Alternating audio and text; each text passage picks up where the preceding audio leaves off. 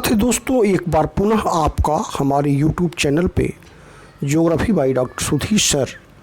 दोस्तों इससे पूर्व हमने एक वीडियो अपलोड किया था ज्योग्राफी के संदर्भ में, जिसका हमें रिस्पांस अच्छा मिला और हमने आपसे कहा था कि क्रमशः हम नए नए वीडियो जो ज्योग्राफी से रिलेटेड होंगे अपलोड करते जाएंगे। आज उसी श्रृंखला में हम उपस्थित हैं, जो श्रृंखला हमारी चल रही थी, जिसमें हमने ज्योग्राफी के एडवर्टाइजमेंट नंबर 46 जो उच्चतर शिक्षा सेवा आयोग द्वारा परीक्षा संपन्न हुई थी, भूगोल के प्रश्न पत्रों को सॉल्व करने का प्रयास किया था। यह प्रश्न पत्र यूट्यूब पे कहीं मिल नहीं रहा था, बहुत सारे लोगों ने डिमांड करी थी उसके हिसाब से, और वर्तमान में जो एडवर्टाइजमेंट नंबर 50 आने वाला है उसको लेकर के यह प्रश्न पत्र का जो डिटेल सॉल्यूशन है वह आपके लिए फ़ायदेमंद हो सकता है। अब तक हमने 15 प्रश्न सॉल्व करा दिए थे, यानी कि इस प्रश्न पत्र की श्रृंखला के अनुसार 46 प्रश्न यानी 30 जीके के प्रश्न होते हैं, जिसके संदर्भ में ऑलरेडी हमारे चैनल पर बहुत सारे प्रोग्राम चल रहे हैं। ज्योग्राफी से संबंधित बातें हम कर रहे हैं और ज्योग्राफी के 47वें प्रश्न यानी कि इसके 16वें प्रश्न से हम शुरुआत करते हैं। और प्रश्न जो है वह है, निम्नलिखित में से कौन सी जनजाति पशुचारण से संबंधित है? विच of the following tribes is related with pastoralism? दोस्तों इसमें जो 4 ऑप्शन दिए हुए हैं, चारों ट्राइब्स हैं, मसाई, एस्किमो, बुशमैन और पिग्मी। एस्किमो जैसा कि आप जानते हैं ये बर्फ़ में रहने वाले ग्रीनलैंड और कनाडा के उत्तरी भाग में मिलते हैं, यह आखेटक होते हैं। बुशमैन जो अफ्रीका में मिलते हैं ये भी आखेटक होते हैं। पिग्मी जो कांगो बेसिन में मिलते हैं, छोटे कद के होते हैं, ये भी आखेटक होते हैं। जबकि मसाई जो आपके पूर्वी अफ्रीका में मिलते हैं, ख़ास तौर पर केन्या के आसपास में, और ये जो है पशुचारक जनजाति होती है। तो ये इसका सही जवाब है। आगे बढ़ते हैं अगले प्रश्न की तरफ, और अगला प्रश्न जो है वह आपका कार्टोग्राफी से है। यह आपका स्टैटिस्टिकल पोर्शन जो है प्रैक्टिकल का उससे है, जिसमें कह रहा है कि which of the following is a relative measure of dispersion? Dear friends, this related to coefficient of variations, it's also known as relative standard deviations. और इसमें कभी कभी हम मीन का रेशियो भी ज्ञात करते हैं, जिसमें इसका जो कोफिशिएंट ऑफ वेरिएशन यानी सी जो है इस प्रश्न का सही जवाब है। आगे बढ़ते अगले प्रश्न की तरफ, और अगला प्रश्न है, क्षेत्रीय विस्तार की दृष्टि से निम्नलिखित में से कौन सबसे छोटा है? 4 इसमें जो ऑप्शन दिए हुए हैं, इसमें कल्चरल हर्थ इसका सही जवाब होगा, क्योंकि कल्चरल हर्थ एक सिविलाइजेशंस के फर्स्ट विगन जब हुआ था, और इसी साइंस के द्वारा ही, इसी जगह से ही creations of customs innovations developed हुए थे। तो इसमें जो 4 ऑप्शन दिए हुए हैं, इसमें जो कल्चरल रिल्म की बात करी गई है वो सबसे बड़ा होता है। ये 7 रिल्म है, north America, south America, Europe, Africa, Asia, Antarctica. तो ये जो ऑस्ट्रेलिया, ये 7 जो हैं कल्चरल रिल्म में आते हैं। जब यहाँ पर सबसे छोटी इकाई पूछ रहा है तो cultural hearth is the right answer, सांस्कृतिक हर्थ। आगे बढ़ते हैं प्रश्न की तरफ, और अगला प्रश्न कह रहा है कि निम्नलिखित में से किस प्रजाति ने कांस्य संस्कृति ब्रॉन्ज कल्चर का सूत्रपात किया एवं सिंधु घाटी सभ्यता को विकसित किया? दोस्तों हम आपको बता दें कि यह मेडिटेरेनियन भूमध्य सागरीय जो Indus valley civilisations, the great civilisations, it's made our history, Indian history glorified. और यह जो था वह 3300 से 1300 BC तक संचालित था, और इसके जो डेवलपर थे वो मिडिल एशिया से आए थे और ये मेडिटेरेनियन रेस से बिलोंग करते थे। पढ़ते अगले प्रश्न की तरफ, और अगला प्रश्न जो है आपका फिजिकल जियोग्राफी का आपका बेस क्वेश्चन माना जा सकता है, जिसमें कि रॉक है। और रॉक में यहाँ पर आप देख रहे हो अग्नेयस रॉक्स, जो बेसिक रॉक्स होता है, प्राइमरी रॉक्स होता है, उसके संदर्भ में बातें करी गई हैं। और जो उसमें दिए हुए हैं 3 कथन, उसमें यह कह रहा है कि इसमें से कौन नीचे दिए गए कूट से सही उत्तर का चुनाव करिए। अब इसमें जो उत्तर दिए हुए हैं इसमें आप देखिए, यह कह रहा है आग्नेय चट्टानों का निर्माण पिघले हुए मैग्मा के ठंडा होने, जमने एवं रवा बनने की प्रक्रिया के। निश्चित रूप से यह सही बात है। जबकि और दो बातें दी गई हैं, जैसे कह रहा है कि आग्नेय चट्टानों में अवसादी चट्टानों की तरह परतें नहीं होती। सही है, परतों का अभाव होता है, लेकिन परंतु पेड़ पौधों जीवों के जीवाश्म पाए जाते हैं। यह सही बात नहीं है, क्योंकि हीट इतनी ज़्यादा होती है कि कोई भी इसमें उपस्थित फॉसिल्स नहीं रह पाता है। जबकि नीचे वाला जो कथन है वह पूरी तरह से गलत है। इस प्रकार इसका जो सही आंसर हुआ वह सिर्फ ए होगा, यानी कि आग्नेय चट्टानों का निर्माण पिघले हुए मैग्मा के ठंडे होने, जमने तथा रवा बनने की प्रक्रिया के फलस्वरूप हुआ है। आगे बढ़ते अगले प्रश्न की तरफ, और जो अगला प्रश्न है वह बड़ी ही आसान सा प्रश्न है भूगोल के विद्यार्थियों के लिए, और वह कह रहा है वह स्थान जहां भूकंपीय घटना का सर्वप्रथम अनुभव किया जाता है। दोस्तों बी इसका सही जवाब होगा। अभी केंद्र जो है इसका सही जवाब होगा, क्योंकि भूकंप केंद्र के ठीक ऊपर धरातल का वह स्थान जहाँ भूकंपीय तरंग सबसे पहले पहुँचती है अधिकेंद्र कहलाता है।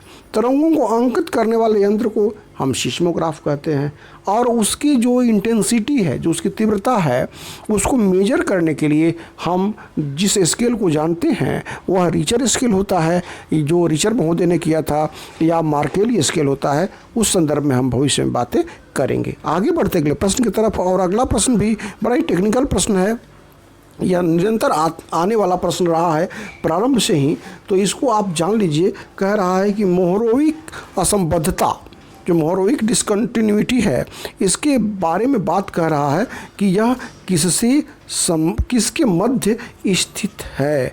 अब इसमें जान लीजिए मोहरोविक मोहो ने 1909 में पहली बार इसको बताया था, और यह जो है डिसकंटिन्यूटी जो है वह होती है लोअर क्रस्ट और अपर मेंटल के बीच में। इसको जो महोदय ने दिया था, सिस्मोलॉजिकल वेव्स की वेलोसिटी के संदर्भ में इन्होंने इसको परिभाषित किया था। आगे बढ़ते अगले प्रश्न की तरफ, और अगला प्रश्न जो है वह रिलेटेड है जो आपका दिया हुआ है, जो माउंटेन बिल्डिंग की जो थियरीज हैं, पर्वत निर्माण के जो सिद्धांत हैं, उस संदर्भ में है। बहुत सारे सिद्धांत हैं जिससे आप अवगत होंगे। इसमें तापीय संकुचन सिद्धांत की बात कह रहा है, थर्मल थियरी की बात जो कह रहा है, जिसमें तापीय संकुचन की बात कर रहा है, जिसका जो सही जवाब होगा वह जेफ्रीज होगा। जेफ्रीज महोदय ने इस सिद्धांत को प्रतिपादित किया था, जबकि जॉली महोदय ने जो सिद्धांत दिया था वह तापीय चक्र का सिद्धांत दिया था, थ्योरी ऑफ थर्मल साइकिल की बात उन्होंने करी थी। होम्स महोदय ने जो भी सिद्धांत दिए थे पर्वत उत्पत्ति के संबंध में, लेकिन वह संवहन तरंग सिद्धांत था। डेली महोदय ने भी सिद्धांत दिए थे। दोस्तों आप जानते होंगे, आप जो इस वीडियो को देख रहा है वह निश्चित तौर पर भूगोल का विद्यार्थी होगा, और भूगोल के विद्यार्थी से पर्वत निर्माण के उत्पत्ति संबंधित सिद्धांतों की आशा निश्चित तौर पर हम कर सकते हैं। लिहाजा डेली महोदय ने जो सिद्धांत दिए थे वह था खिसकते हुए महाद्वीपों की परिकल्पना उन्होंने करी थी। इसमें पर्वत निर्माण के संबंधित सिद्धांतों में हम कोबर महोदय के योगदान को विस्मृत नहीं कर सकते, जिसमें उन्होंने जियोसिंक्लाइनल थियरी भी दी थी। आगे बढ़ते अगले प्रश्न की तरफ, और अगला प्रश्न थोड़ा आसान प्रश्न माना जा सकता है।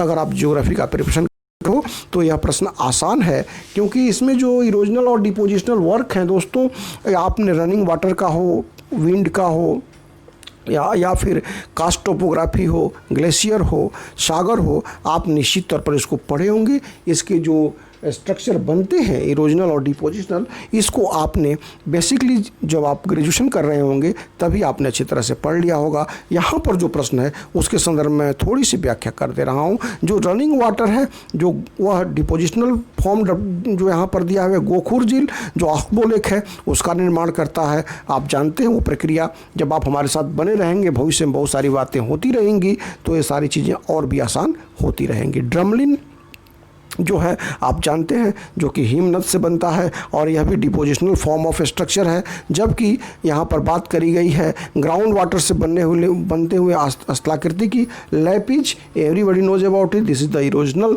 टोपोग्राफी। और लास्ट में जो पवन से बनने वाला ज्यूजन है, जो की मुलायमता और हार्ड के रॉक के अकॉर्डिंगली जो स्थलाकृति बनती है, लेकिन यह जो है इरोजनल ट्रिपोग्राफी है, अपरदनात्मक स्थलाकृति है। तो इसमें जो है बी जो इसका सही जवाब होगा आप जान चुके होंगे। आगे बढ़ते अगले प्रश्न की तरफ, और अगला प्रश्न जो है कई परीक्षाओं में आ चुका है और यह कई बार बड़ा ही कन्फ्यूजिंग रहा है। वलन के कई प्रकार हैं, इसको एक बार आप अच्छी तरह से देख लीजिएगा। इसमें परिभाषित भी कर रहा है, जब तीव्र दबाव के कारण वलन की दोनों भुजाएं एक दूसरे के समानांतर एवं क्षैतिज अवस्था में आ जाती हैं तो परिणाम स्वरूप बना वलन क्या कहलाता है? दोस्तों परिवलन कहलाता है। यह जो है परिवलन कहलाता है, रिकम्बेंट फोल्ड इसको बोलते हैं। और इसमें एक दूसरे के ऊपर क्षैतिज अवस्था में चढ़ जाती हैं, इसे दोहरा मोड़ भी कहा जाता है इसमें। तो यह होता है परिवलन, और इस 56 का 56 का सी सही जवाब है। अगला प्रश्न जो है वह बेसिक प्रश्न है जो कि वोल्केनो से पूछा गया है। वोल्केनो में ज्वालामुखी क्रिया के बारे में निम्नलिखित में से कौन सा कथन सही नहीं है? अब इसमें आपको सही नहीं है को ध्यान में रखना होगा। प्रश्न पत्रों को सॉल्व करने के दौरान यह मानसिकता आपकी होनी चाहिए कि आप थोड़ा सजग रहें, कहाँ पर क्या पूछ रहा है इसको ज़रूर ध्यान दें। अब सही नहीं है की बात कर रहा है, 4 इसमें कथन दिए हुए हैं, आइए देखते हैं। 80% ज्वालामुखी अभिसारी प्लेट सीमाओं पर मिलते हैं। बहुत सारे प्रश्न जो हैं दोस्तों हिंदी टर्मोलॉजी की वजह से भी थोड़े से कन्फ्यूजन क्रिएट करते हैं। आपको यह याद रखना होगा कि जहाँ भी इस तरह की कोई दुविधा हो आप इंग्लिश वर्जन को निश्चित तौर पर देख लें। 7 प्रश्न है, ज्वालामुखी क्रिया के निम्नलिखित में से कौन सा कथन सही नहीं है? थोड़ा फ़ोन आ गया था तो इसलिए थोड़ी डिस्टर्बेंस हो गई थी दोस्तों। तो इसमें जो 4 प्रश्न दिए हुए हैं, 4 कथन दिए हुए हैं सॉरी, उसमें से 3 तो सही है, जैसे कि मैंने बताया था अभी आपसे कि इसमें थोड़ा सा हिंदी को लेकर के समस्या आती है। अभिसारी प्लेट दे दिया तो अब कन्वर्जेंट प्लेट अगर बाउंड्रीज आप नहीं समझ पा रहे हैं तो फिर दिक्कत हो जाती है। पहला सही है, 80% volcanoes are found along the convergent plate boundaries, right. दूसरा कह रहा है पीलियन तुल्य ज्वालामुखी सबसे अधिक भयंकर एवं विस्फोटक होते हैं। अब इसको सही मान लेंगे क्योंकि होते ही होते हैं। पिलियन टाइप जो वोल्केनोज होते हैं डेफिनेटली होते हैं, बहुत ही ज़्यादा एक्सप्लोसिव होते हैं। जो तीसरा कह रहा है भूमध्य सागर में स्थित स्ट्राम्बोली एक प्रसुप्त ज्वालामुखी है, यह की स्थिति उत्पन्न कर रहा है क्योंकि स्ट्राम्बोली एक प्रसुप्त ज्वालामुखी न होकर के यह जो है डॉर्मेंट वोल्केनो ना होकर के एक एक्टिव वोल्केनो है दोस्तों, जो इटली के सिसिली के उत्तर में लिपारी द्वीप, लिपारी आइलैंड पर स्थित है। और इससे सदैव जो है यह एक्टिव रहता है। इससे इतनी आग निकलती है कि इसे भूमध्य सागर का प्रकाश स्तंभ भी कहा जाता है, लाइट हाउस भी कहा जाता है। Lighthouse of Mediterranean is known as Stromboli.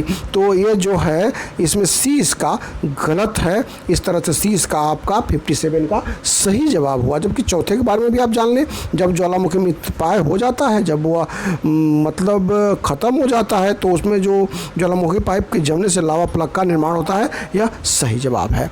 तो इस तरह से आगे बढ़ते हैं अगले प्रश्न की तरफ। और अगला प्रश्न है जो 58 कह रहा है, यह इरोजनल साइकिल वगैरह से रिलेटेड है, जिसमें कह रहा है कि अपर्दन चक्र के संबंध में निम्नलिखित में से कौन सा सुमेलित नहीं है। तो आप इसमें देख लें कौन सा सुमेलित नहीं है। इसमें जो दिए हुए हैं 3, उसमें से 4, उसमें 3 तो सुमेलित है, लेकिन कौन सुमेलित नहीं है उसकी बात करी गई है। तो इसमें जो सवाना का अपर्दन चक्र है वह सुमेलित नहीं है, क्योंकि यह दिया गया है पुश एवं थॉमस द्वारा दिया गया है। जबकि मेरी मोरसावा ने टेक्नोज्योमेट्री मॉडल प्रस्तुत किया था, यानी कि जो यहाँ सी है वह गलत है, क्योंकि पुश एवं थॉमस ने इसको दिया था, एम मोरिसावा ने नहीं दिया था। एम मोरिसावा ने टेक्नोज्योमेट्रिक मॉडल प्रोवाइड करा था। तो इस तरह से 59 क्वेश्चन की तरफ बढ़ते हैं। और 59 क्वेश्चन क्या कर रहा है, अपक्षय की वह प्रक्रिया जो खनिजों में जल की वृद्धि से होती है। तो इसमें जो 4 ऑप्शन दिए हुए उसको देखने से ही आपको पता चल रहा है कि हाइड्रेशन जो है वह इसका सही जवाब होगा। डी इसका सही जवाब होगा, क्योंकि hydration reaction involve water being added to the chemical structure of a minerals. It means D is the right answer. Now move to the question number 60। और क्वेश्चन नंबर 60 जो है वह कह रहा है, जब सागरीय लहरें एवं धाराएं नदियों द्वारा निर्मित डेल्टा परिवर्तित एवं नष्ट कर दे तो परिणाम स्वरूप अपक्षयित डेल्टा क्या कहलाता है। अब यहाँ पर जो आंसर दिया होगा, अब आप समझ लीजिए डेल्टा यानी कि नदी जब अपनी अंतिम अवस्था में होती है, जब अपने डिपॉजिट्स जो है सागर के किनारे लाकर जमा कर देती है, और उस स्थिति में कई तरह के जो शेप बनते हैं, जिसमें मान लीजिए कि आपका चापाकार हो, पंछी आकार का हो, या आपका पंछी नुमा पंजाकार हो, ज्वारनदमुख हो। तो यहाँ पर जो बात कर रहा है, सागरीय लहरें एवं धाराओं द्वारा निर्मित डेल्टा परिवर्तन नष्ट कर दिए जाएं, तो इसका जो सही जवाब होगा वह होगा रूंडेड डेल्टा, ट्रंकेटेड डेल्टा इसको कहते हैं, कि नदी द्वारा डेल्टा के संदर्भ में आकार आदि सागरीय लहरें परिवर्तित कर देती हैं। कभी कभी ये लहरें डेल्टा को काट छाँट कर उसे बहा ले जाती हैं, इस कारण डेल्टा कटे फटे रूप में ही रह पाता है। इस तरह के डेल्टा को भागनाकार या रूंडेड डेल्टा हम कहते हैं। ये इसका सही जवाब है। अगला प्रश्न जो है बेसिक प्रश्न है, क्योंकि इस तरह के प्रश्न निश्चित तौर पर आते रहे, आने की परंपरा रही है। इसमें कह रहा है, जैसा कि आप जानते हैं, बादलों को, क्लाउड्स को क्लासिफिकेशन किया गया हाइट के अकॉर्डिंगली, और इसमें जो है कह रहा है कि निम्नलिखित में से कौन अधिक ऊंचाई का मेघ है। तो हम आपको बता दें कि धरातल से ऊंचाई एवं आकार और विस्तार के आधार पर इसको क्लासिफिकेशन किया गया था 1932 में इंटरनेशनल जो बॉडीज़ थी उनके द्वारा, और 4 प्रमुख प्रकार के बादलों को इन्होंने विभाजित किया था, जिसमें पच्छाब कपासी बादल जो सबसे ऊपर होते हैं इसको रखा गया था, जिसकी हाइट जो है 6000 मीटर से लेकर के 2000 मीटर तक 20000 मीटर तक रखी गई थी। और यहाँ पर पच्छाब कपासी बादल ही इसका सही जवाब होगा, 61 का डी। आगे बढ़ते अगले प्रश्न की तरफ, और अगला प्रश्न जो है वह आपका है कि संघनन की गुप्त ऊष्मा के मिलने पर ऊपर उठती हुई वायु के तापमान में कमी क्या कहलाती है। तो दोस्तों इसमें किसकी बात करता है, मॉइस्ट एडियाबैटिक चेंज की बात कर रहा है। जब ड्राई एडियाबैटिक चेंज होता है दोस्तों, तो उस समय हवा का तापमान जो है वह प्रति 1000 मीटर पर 10 डिग्री की दर से कम होता है। लेकिन संघनन के बाद, जब कंडेंसेशन के बाद हवा के ऊपर उठने पर उसके तापमान में कमी की दर हो जाती है, तब मॉइस्ट एडियाबैटिक चेंज लागू होता है, और उस समय जो है जो टेम्परेचर है वह 6 डिग्री पर 1000 मीटर होता है, क्योंकि संघनन की गुप्त ऊष्मा जो होती है, जो लेटेंट हीट ऑफ कंडेंसेशन होता है, वह वायु से मिल जाता है, और तापमान में इस तरह के परिवर्तन को हम मॉस्ट एडियाबैटिक चेंज कहते हैं। Most adiabatic change, C is the right answer. Now move to the question number 63। This is, तो दोस्तों इसी के साथ यह 15 प्रश्नों की श्रृंखला ख़त्म कर रहा हूं, क्योंकि वीडियो थोड़ा लंबा हो जाता है तो आपको भी दिक्कत आती है, उतना समय आप नहीं दे पाते हैं। अगर आपका रुझान रहा, रिस्पॉन्स अच्छा रहा, तो इस चैनल पर भूगोल से संबंधित वो सारी चीज़ें प्रोवाइड की जाएंगी।